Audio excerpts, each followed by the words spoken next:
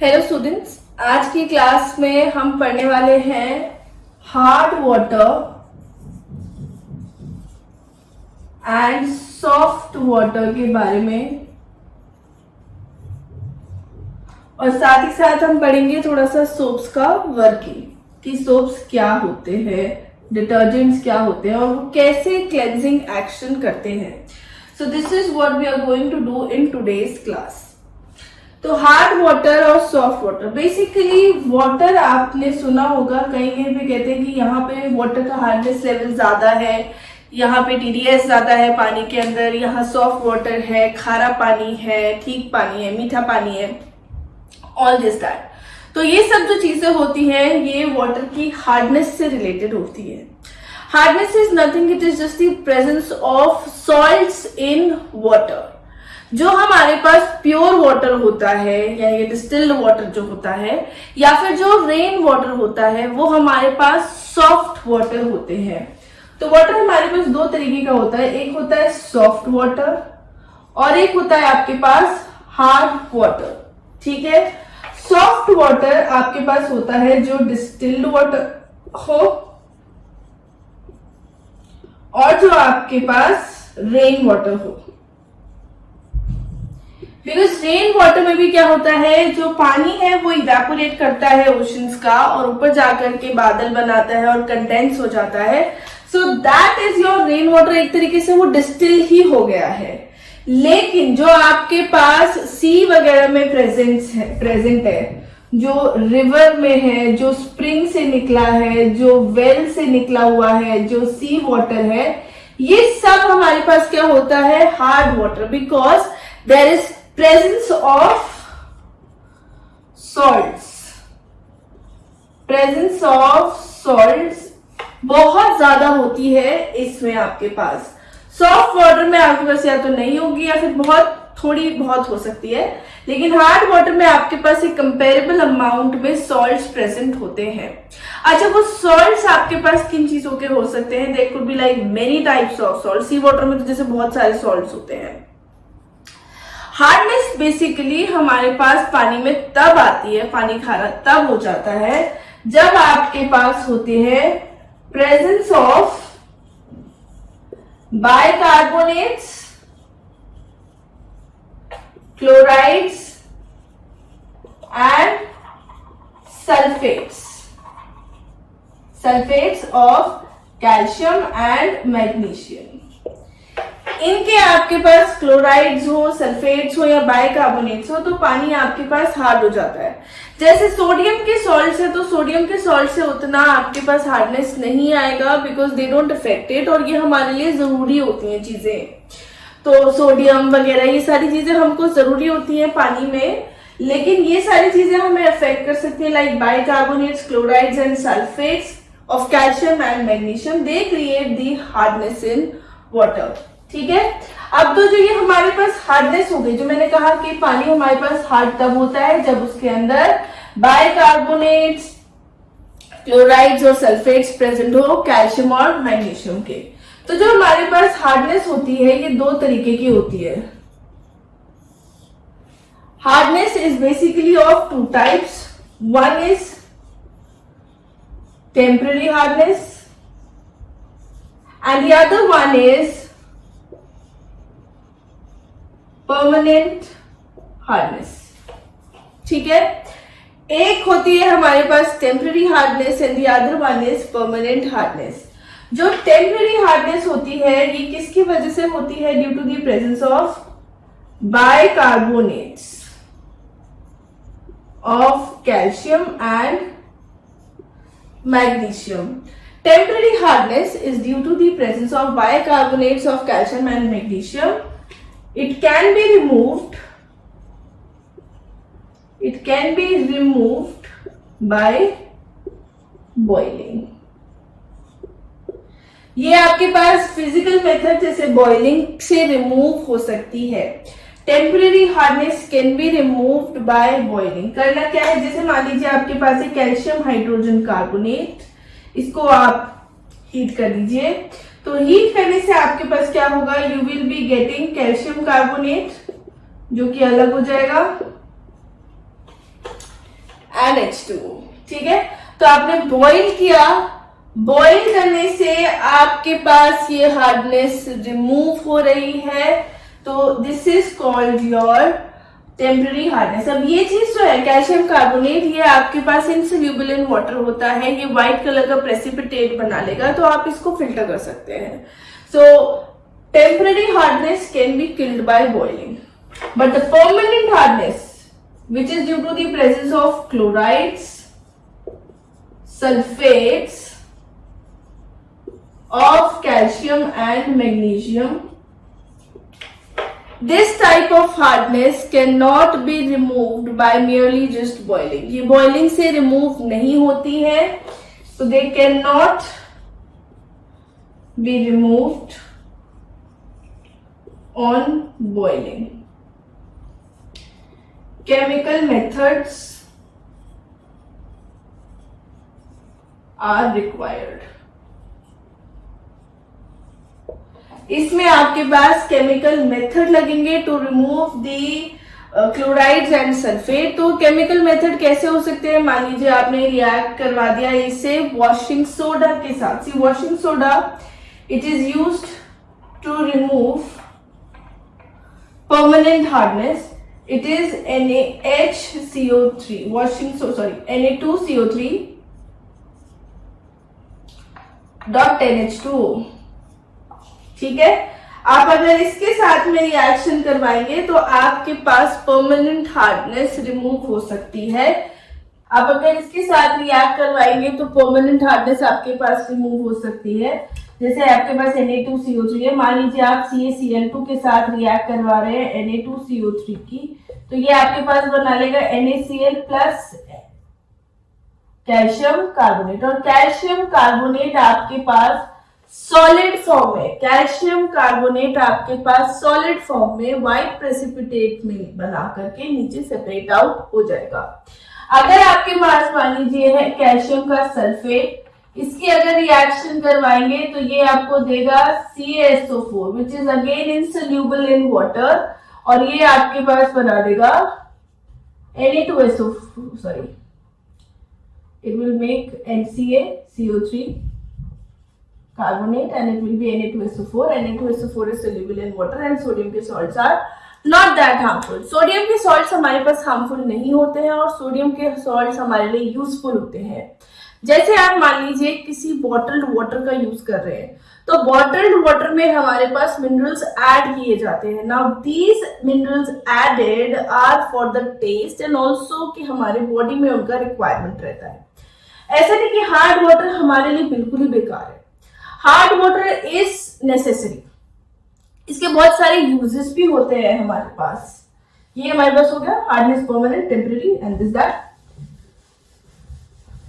अब थोड़े से देख लेते हैं हम एडवांटेजेस ऑफ हार्ड वाटर।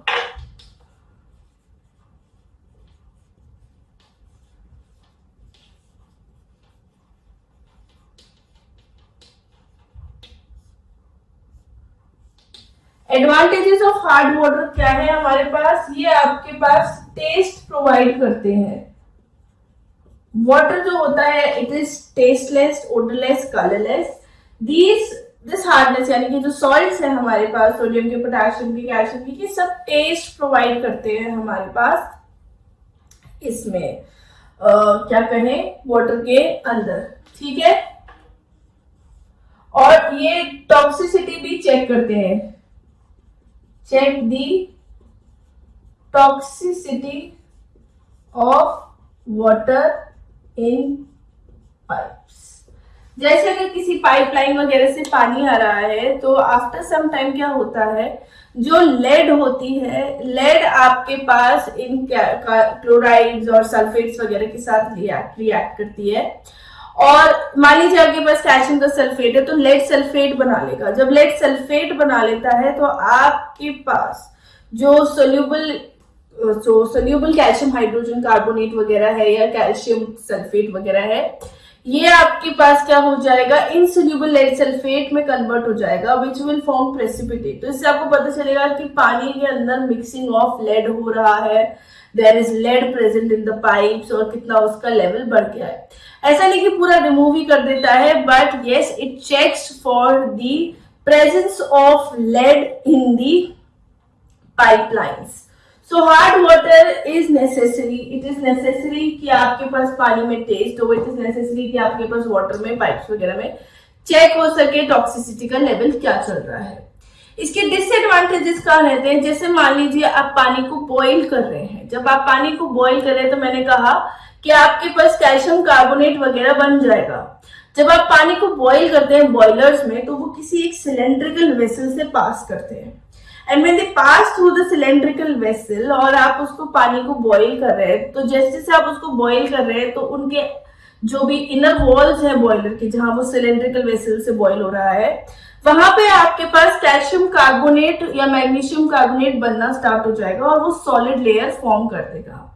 अब जब वो सॉलिड लेयर फॉर्म कर देगा तो जितना आप टेम्परेचर प्रोवाइड कर रहे हैं बॉयलर के अंदर, पूरा हीट आपके पास नहीं पहुंच पाएगा उस पानी के लिए to be converted into steam. ठीक है, अगर आपके पास ये चीजें ज्यादा है। ऑल्सो जो आपके पास एफिशिएंसी है वो इसलिए भी कम हो जाएगी बिकॉज जैसे मान लीजिए एक सिलेंड्रिकल वेसल है, उसका डायमीटर पहले ऐसे, यहां से आप पानी बॉईल कर रहे हैं, स्टीम बन रहा है। अब धीरे धीरे उसके वॉल्स पे आपके पास कैल्शियम कार्बोनेट और मैग्नीशियम कार्बोनेट बनना स्टार्ट हो गया है, तो एफिशिएंसी अपने आप ही कम हो जाएगी।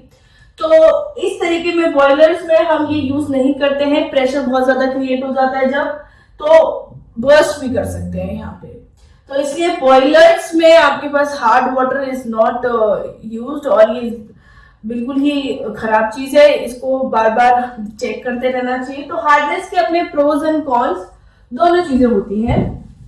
It is not like hard water is only bad और hard water is only good, it has both, it has pros and cons, दोनों चीजें होती हैं।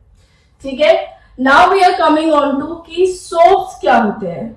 तो सोप्स एंड डिटर्जेंट्स जो होते हैं इनमें क्या रोल प्ले करते हैं हार्ड वाटर और सॉफ्ट वाटर के होने में। ठीक है, soaps are basically sodium salts of carboxylic, क्या कहें, स्टेरिक एसिड। स्टेरिक एसिड के लिख देते हैं यहाँ पे, स्टेरिक एसिड एक कार्बोक्सिलिक एसिड है। ठीक है, तो these are sodium salts of stearic acid and these are sodium salt हो या नहीं हो, इसमें हम सल्फोनेट्स का यूज करते हैं। जैसे स्टेरिक एसिड है, ये कार्बोक्सिलिक एसिड होते हैं और इसमें सल्फोनेट्स होते हैं।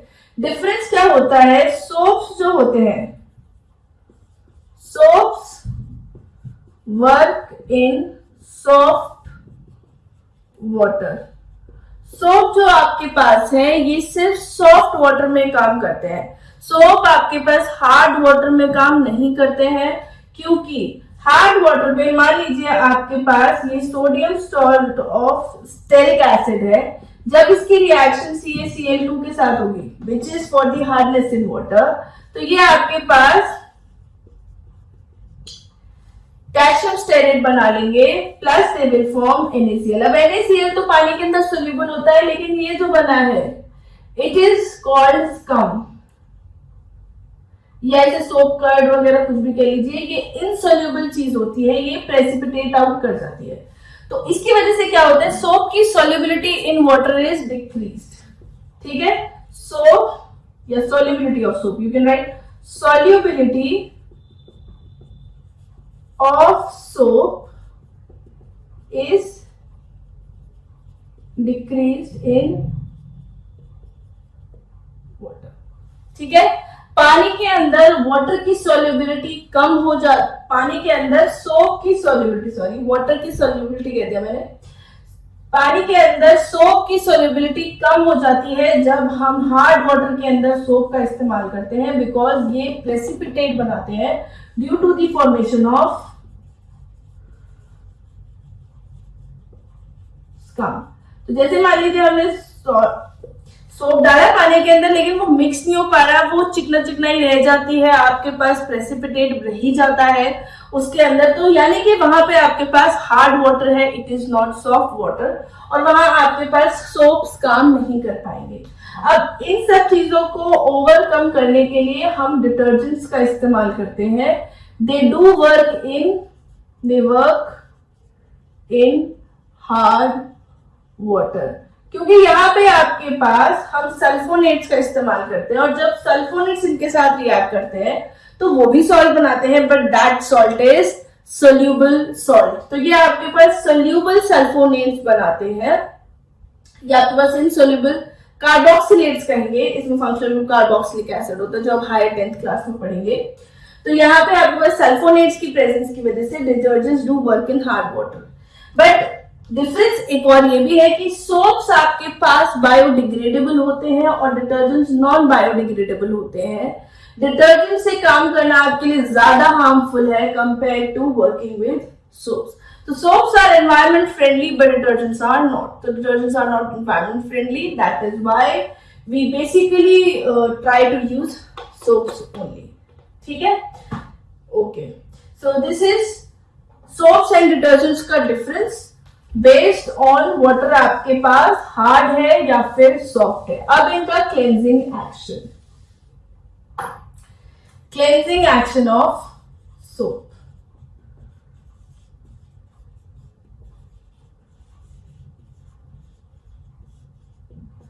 जो हमारे पास सोप रहता है, मैंने उसमें कहा आपके पास एक सॉल्ट वाला पार्ट होगा, तो बेसिकली क्या होता है, सोप में हमारे पास एक कार्बन की लंबी चेन होती है जो कि इस ग्रुप से अटैच होती है, इस पे नेगेटिव चार्ज और रहने पे पॉजिटिव चार्ज। तो इसमें आपके पास एक पार्ट तो कोवेलेंट टाइप का होता है, यानी कि जिसमें कोई चार्ज वार्ज नहीं है, कुछ सेपरेशन नहीं है, तो this is called your hydrophobic. ये पानी के अंदर डिजोल्व नहीं होना चाहती, ये पानी से डरती है चीज। ये कार्बन कार्बन कार्बन कार्बन लगाया मैंने, तो एक कार्बन की लंबी चेन होती है, मैंने उसे एरो से दिखा दिया है यहाँ पे। तो जैसे मान लीजिए आपके CH3 CH2 CH2 ऐसे करके है, उसे मैंने ऐसे दिखा दिया। तो सोप के अंदर आपके पास एक हाइड्रोफोबिक टेल होती है और एक हाइड्रोफिलिक हेड होता है। हाइड्रोफिलिक मतलब वाटर लविंग और हाइड्रोफोबिक मतलब वाटर हेटिंग या वाटर फियरिंग कह सकते हैं आप।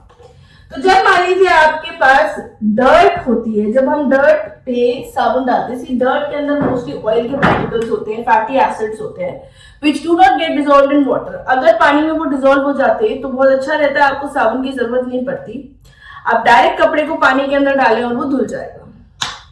सो there would have been no use of soaps अगर डर्ट का नेचर पानी में सोल्यूबल वाला होता, ग्रीस अगर पानी के अंदर सोल्यूबल होती। मोस्टली ऑयल्स हम डर्ट की उसमें यूज करते हैं, डर्ट जो हम कह रहे हैं इट इज बेसिकली ऑयल्स या फैटी एसिड्स। तो क्या होता है, ये पानी के अंदर सोल्यूबल नहीं है। तो जब हम सोप को घोलते हैं पानी के अंदर, तो मैंने कहा ये वाला पार्ट हमारे पास हाइड्रोफिलिक है, तो ये तो पानी में घुलने के काम आए।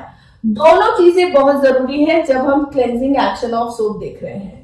This hydrophilic head will be required to maintain the solubility of soap in water, and this hydrophobic tail will be required to get attached with the dirt. तो ये क्या होता है, अपने आप को सोप के मॉलिक्यूल्स कुछ इस तरीके से ओरिएंटेशन में ले आते हैं कि जो हाइड्रोफोबिक पार्ट है वो तो अंदर घुसने जाता है डर्ट की तरफ, और जो आपके पास हाइड्रोफिलिक वाला पार्ट है वो वाटर की तरफ अपना मुंह कर लेता है, यानी कि जैसे ये डर्ट है और इसमें ऐसे पार्टिकल्स आ रहे हैं, पर उसमें जो सोप के मॉलिक्यूल्स है, बट वो अपने आप को इस तरीके से ओरिएंट कर लेते हैं डर्ट की तरफ। तो इसका मॉलिक्यूल तो बहुत सारे रहेंगे, there will be many molecules. तो it is like negative and positive, negative and positive, negative and positive, negative and positive, negative and positive, negative and positive, यही चीज है। तो ये अपना ओरिएंटेशन कुछ इस तरीके से कर लेते हैं। तो जो आपके पास हाइड्रोफोबिक वाला पार्ट है दैट गेट्स अटैच्ड और attracted towards the dirt, and the hydrophilic वाला head is used to maintain the solubility of soap in water.